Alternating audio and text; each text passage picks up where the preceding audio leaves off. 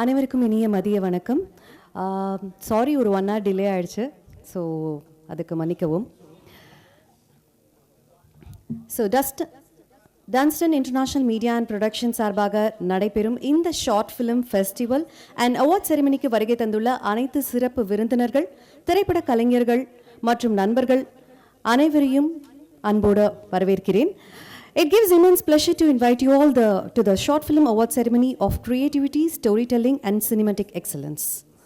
So நிகழ்ச்சிக்குள்ள போகிறதுக்கு முன்னாடி தமிழ் திரைப்பட உலகின் பெருமை மிகு இயக்குனர் பாரதிராஜா அவர்களின் மறைவு மிகுந்த வேதனையை அளிக்கிறது. கிராமிய வாழ்க்கையை தனது படைப்புகள் மூலம் உலகறிய செய்து அவரது பங்களிப்பு என்றும் மறக்க முடியாதது. அவருக்கு எங்கள் ஆழ்ந்த இரங்கலையும் அஞ்சலியையும் தெரிவித்துக் கொள்கிறோம்.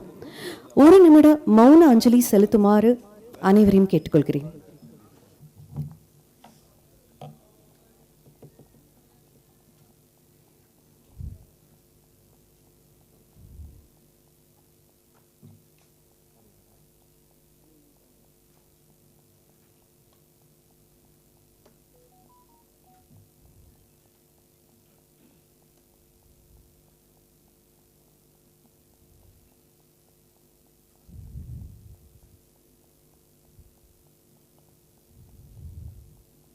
நன்றி.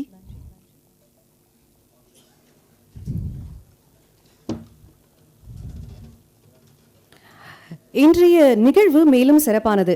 என்ன அப்படின்னு பார்த்தீங்கன்னா, தமிழ் திரையுலகின் அன்பு நாயகன், தமிழ்நாட்டின் முதலமைச்சர் திரு ஜோசப் விஜய் அவர்களின் பிறந்தநாள். அவருடைய உழைப்பு, அர்ப்பணிப்பு மற்றும் மக்களிடம் கொண்ட அன்பு மேலும் பல வெற்றிகளையும் சாதனைகளையும் பெற்றுத்தர வாழ்த்துகிறோம். நல்ல ஆரோக்கியம், மகிழ்ச்சி மற்றும் நீண்ட ஆளுடன் தொடர்ந்து மக்களின் இதயங்களில் நிலைத்திருக்க இறைவனை பிரார்த்திக்கிறோம்.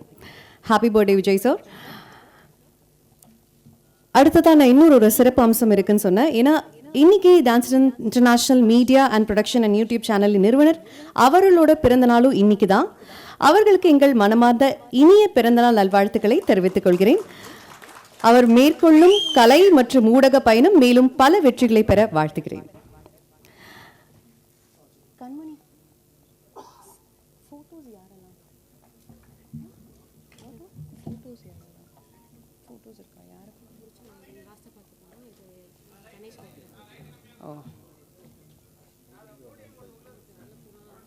ஓகே.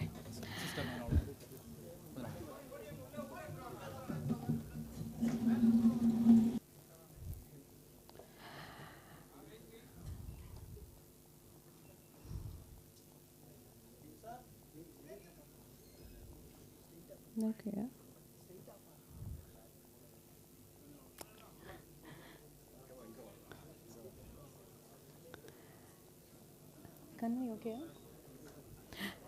இன்று நம்மிடையே சிறப்பு விருந்தினராக வருகை தந்திருப்பவர் கடந்த 30 ஆண்டுகளுக்கும் மேலாக திரைப்படத்துறையில் தனது தனித்துவமான பங்களிப்பை வழங்கி வரும் பல்துறை கலைஞர் திரு கணேஷ் அவர்களை மேடைக்கு வருமாறு அழைக்கிறேன்.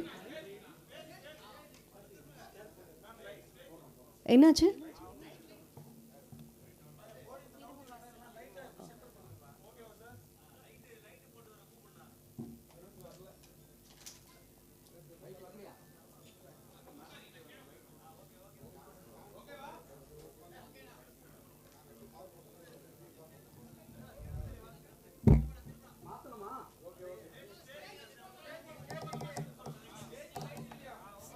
Light இல்லைன்றாங்க.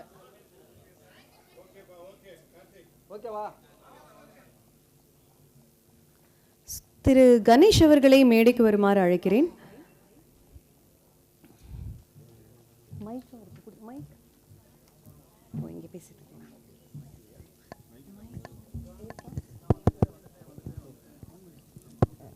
Check check check check check. அனைவருக்கும் வணக்கம்.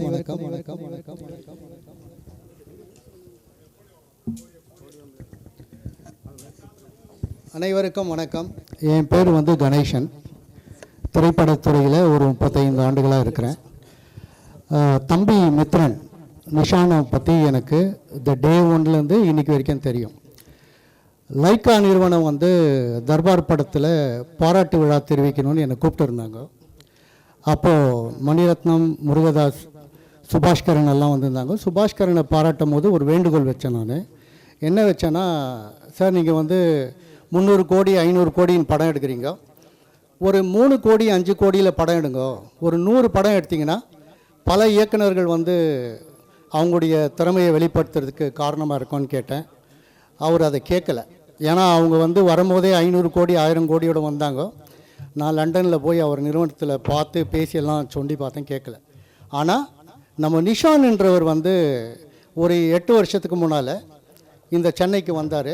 வரும்போது சந்திரன்றவர் ஈழத்தில் இருக்கிறார், ஒரு டைரக்டரு. எனக்கு வந்து இனம் சார்ந்து மொழி சார்ந்து நான் முதல் எடுத்த படம் வந்து போர்க்களத்தில் ஒரு பூ. அந்த படம் வந்து இந்தியாவில் தடை பண்ணிட்டாங்க, இளையராஜா இசை. 10 ஆண்டுகள் தடைக்கு பிறகு அந்த படம் இப்போ தான் நீதிமன்றத்தில் வென்றிருக்கு. இந்த சமயத்தில் நிஷான் வந்து இந்த மாதிரி, அதாவது வரும்போது உங்களுக்கு எல்லாருக்கும் தெரியும், புலம்பெயர் தேசத்துலேருந்து வர ஈழத்தமிழர்கள் முக்கியமாக இனம் பற்று. ஏன்னா எனக்கு ஒரே ஒரு தலைவர் தான் உலகத்தில், மேதகு வேலுப்பிள்ளை பிரபாகரன் அவர்கள். அவர் வழியில் வந்த இனத்தில் வந்தவர் தான் இந்த நம்ம நிஷான் அவர். நிஷான் வந்து எல்லாருமே புலம்பெயர் தேசத்துலேருந்து இங்கே வரோம், படம் தயாரிக்க வருவாங்க, நிறைய பணத்தை கொண்டு வருவாங்க. ஆனால் யாருமே சக்ஸஸ்ஃபுல்லாக போனது கிடையாது. காரணம் வந்து பல காரணங்கள் இருக்குது. இங்கே இருக்கிற இயக்குனர்கள், இங்கே வந்து முக்கியமாக பேரரசை பற்றி எனக்கு சொல்லணும், அவரை பற்றி நான் முக்கியமாக சொல்லணும். போர்க்களத்தில் ஒரு பூ படத்துக்கு இசை வெளியீட்டுக்கு வந்திருந்தார், அப்போ பேசினார். அவர்கிட்ட ஒரு முறை தான் பேசியிருக்கிறேன். வேலு பிரபாகரன்ற இயக்குனர் உங்கள் எல்லாருக்கும் தெரியும். அவர் சொன்னார், நான் பார்த்ததில் 10.5 மாத தங்கம் வந்து பேரரசு. பேரரசு வந்து முதலமைச்சருக்கே வந்து, அதாவது திருப்பாச்சின்ற படம் வந்து பார்த்திங்கன்னா நாங்கள்லாம் மிரண்டு போயிருக்கிறோம். அந்த கதை அவர் இயக்குனது, அண்ணன் தங்கை பாசம் மட்டும் இல்லாமல் ஆக்ஷன் படத்தை எப்படி கொடுக்கணும், அதுக்கு எப்படி வசனம், அதனுடைய பாடல்கள் ஒரு பிரம்மாண்டமான, அதாவது தலையை வெட்டாமல் கையை வெட்டாமல் காலை வெட்டாமல் ரத்தம் பேரலெல்லாம் கொட்டாமல் ஒரு அழகான ஒரு திரைப்படத்தை எடுத்தார். அந்த படம் வந்து எந்த அளவுக்கு வந்து விஜய் அவர்களுக்கு வந்து ஒரு பெரிய இதை கொடுத்தது. அதுக்கப்புறம் சிவகாசி தொடர்ந்து பல படங்கள் பண்ணியிருந்தார். அவர் எனக்கு ஒரு இன்ஸ்பிரேஷன். அதே மாதிரி அண்ணன் சுப்பிரமணிய சிவா வந்து புழல் சிறையில் நானும் அவரும் இருந்தோம். அவர் வந்து ஒரு 10.5 மாத தங்கம். அதை தாண்டி இப்போ நிஷானுக்கு என்ன சொல்ல வரேன்னா,